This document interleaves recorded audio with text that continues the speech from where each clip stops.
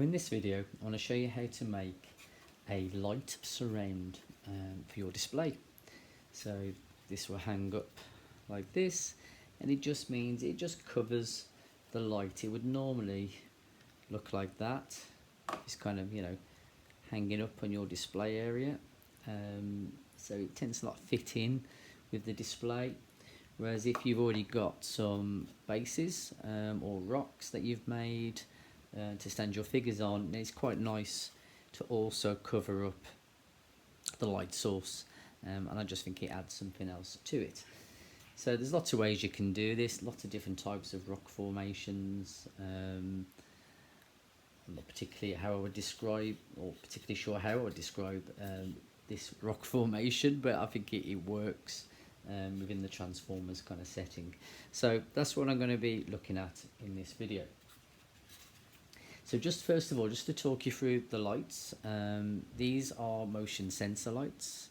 I purchased these from Amazon, and they were, I think they were about £20. Actually, it might have been only been £12.99, I think, for the 3 of them. Although I think you can buy 6 for £20 if I remember right.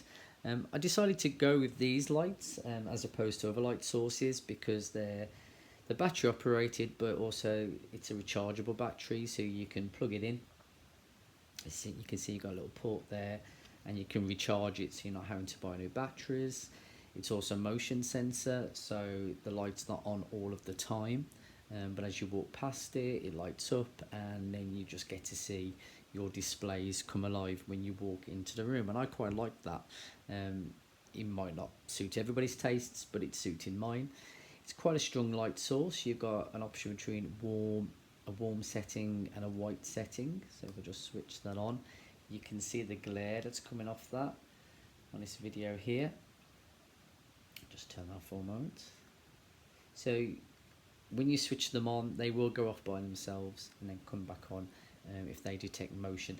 It tends to be if the light source is strong, where your Transformers are anyway, then the lights won't come on. They only come on when there's a dull setting, if you like. So when there's not other light source competing with it.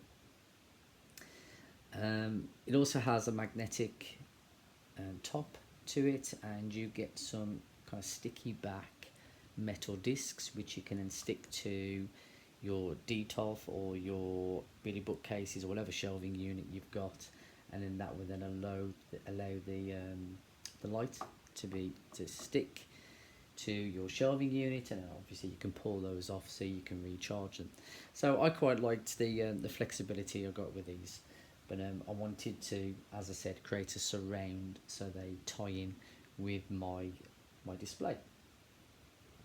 So if you looked at my video a bit earlier on my channel, you'll see that I showed you how to use the electric cutter. So I just kind of talked through this particular brand. There are very similar kits by other brands, and it's just up to you really to go out and have a look at those and decide on which one you want. So I'm not going to talk through what's in the box for this video. If you go and check out that video on the channel, then I'll talk you through the different kind of tools that you get with this. However, I do want to just show you how I'm going to shape this piece here. So I'm just going to switch this on, and you'll see it doesn't take long to heat up. Once you start to see the smoke appear, it's ready to go really. So I've already cut out my circle, and you'll see that in my earlier video. So I'm just going to shape this a little bit more.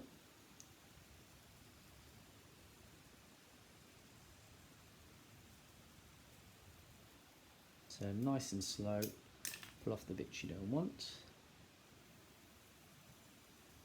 And you don't have to be really careful at this stage. This is just to get rid of the excess foam.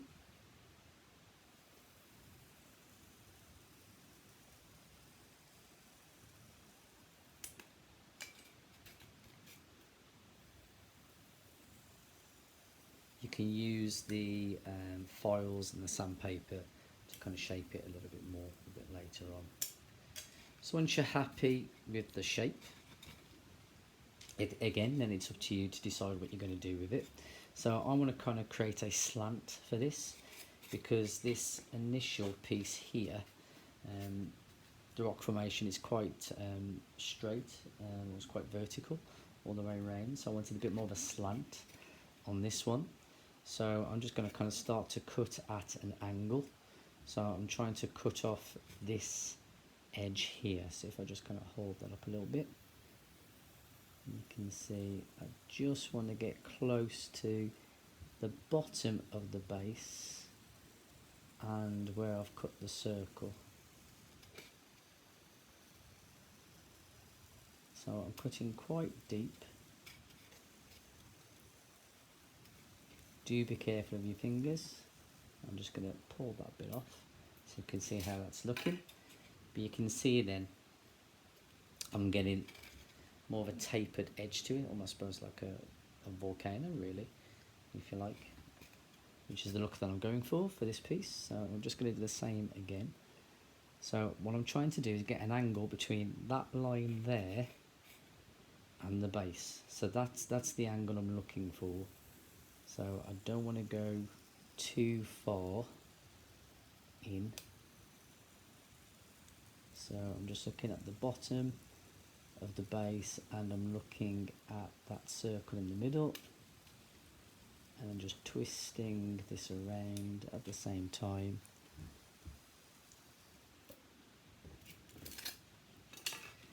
So you can see now I've got this kind of tapered edge to it, and then you can just kind of continue to shape this how you want. So I've got that quite large bit there sticking out, so I don't want that. So I'm just going to cut off that edge and just tilt that a little bit more.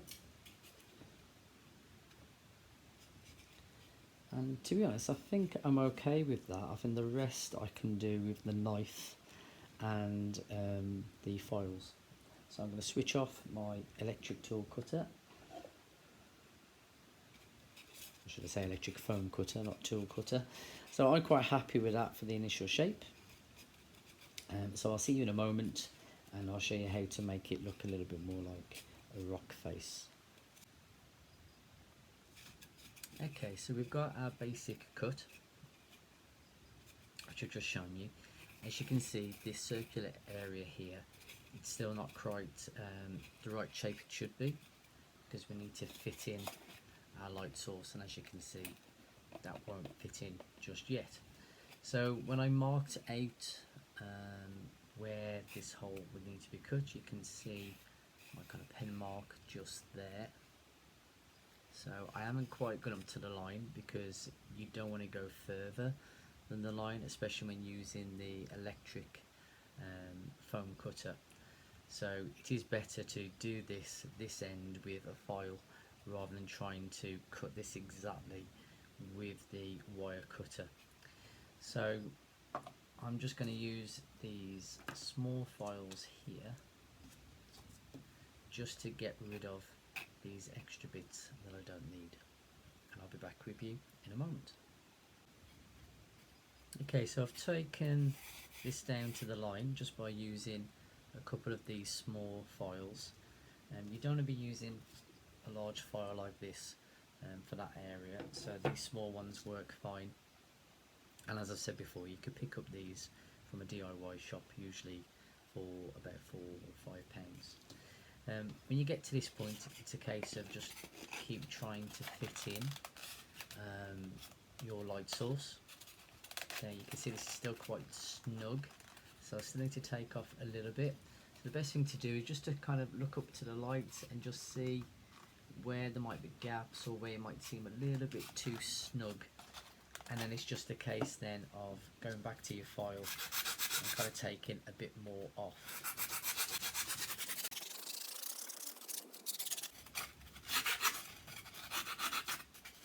What you don't want to do is put too much strain on the styrofoam and snap it. Put that again in there. So that's fitting into the top, but it's too snug on this side here. So I'm just going to take a bit more off this side.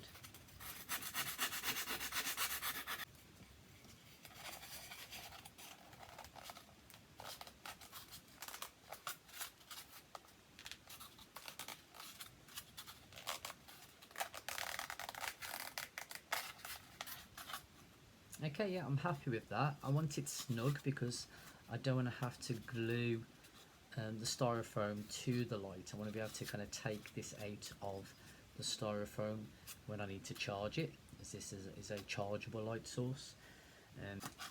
When you come to do the next part, it's up to you if you keep your light source in there. I mean, the good thing is by keeping the source in there, it is strengthening the styrofoam. However, you don't want to be scratching the light source as well, so kind of just bear that in mind. You might have to remove it.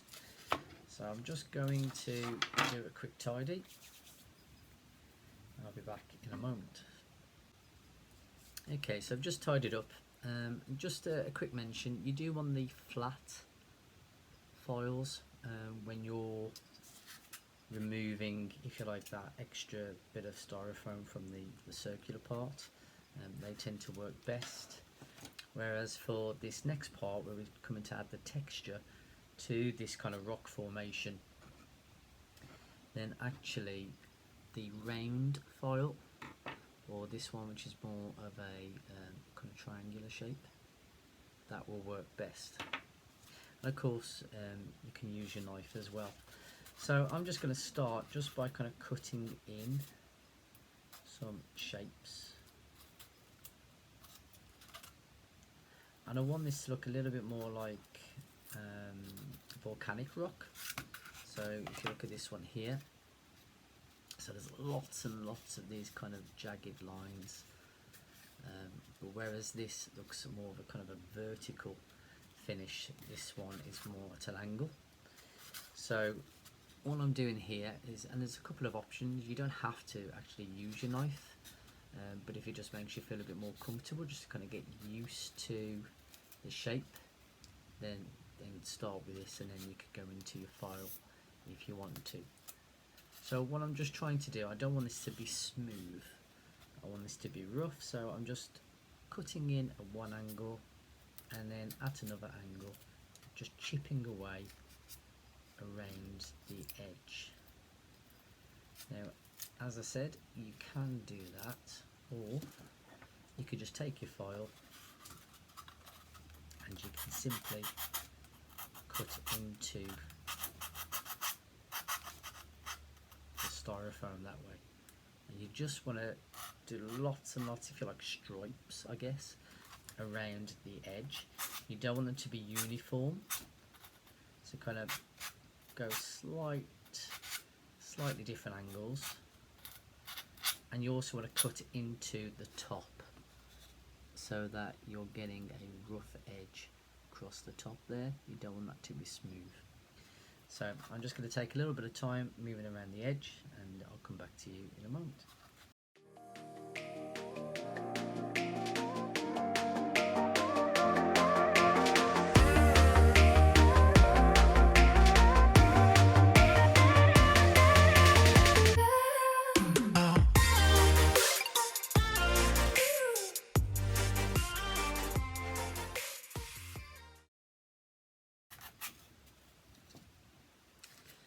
Okay, so this is my first cut. So you can see I've just cut into that styrofoam, lots of these kind of jagged lines. I've roughened up the top edge, so the circular part. And so now I'm just going to work back into that a little bit more. I don't want to see where I've used the wire cutter, so I'm just going to keep filing away, keep cutting away until I'm happy with how that rock formation is looking. So again, if I go back to here, you can see I've worked into that from different angles. I just chipped away at it that little bit more, and it just gives a more realistic effect. Of course, when we add paint to this as well, it will also change how it looks.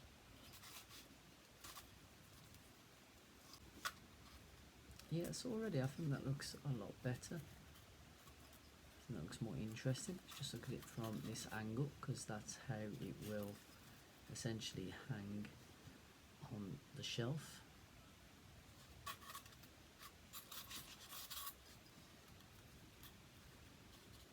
Yeah, so I'm quite pleased with that. Again, you know, you'll notice it's not meant to be symmetrical or perfect. That's the great thing about this, which means, you know, for beginners, you can't really go wrong. Just to finish this off, it helps if you remove the light, so I'm just going to push that carefully out the back. As I found, it's a bit wider at the back, so it's easier to push it for the back than push it for the front, so just be careful of that. If you look at this from this angle, you can see on the inside it's very, I suppose it's smoother or flatter, and that kind of destroys the effect that we're looking for. So just to finish, just continue to do what you've done on the outside, but on the inside. It doesn't matter if you don't go all the way down to the bottom, but you do want to just kind of catch the top ends here. Right, I might go back to that triangular one. So where I've already got grooves in place, I'm just adding grooves but on the inside.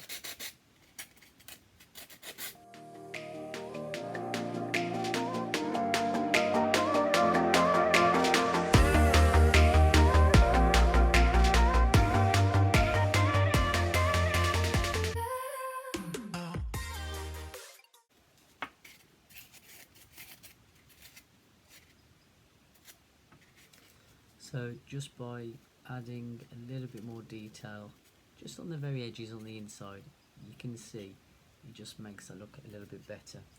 So when we put our light back in,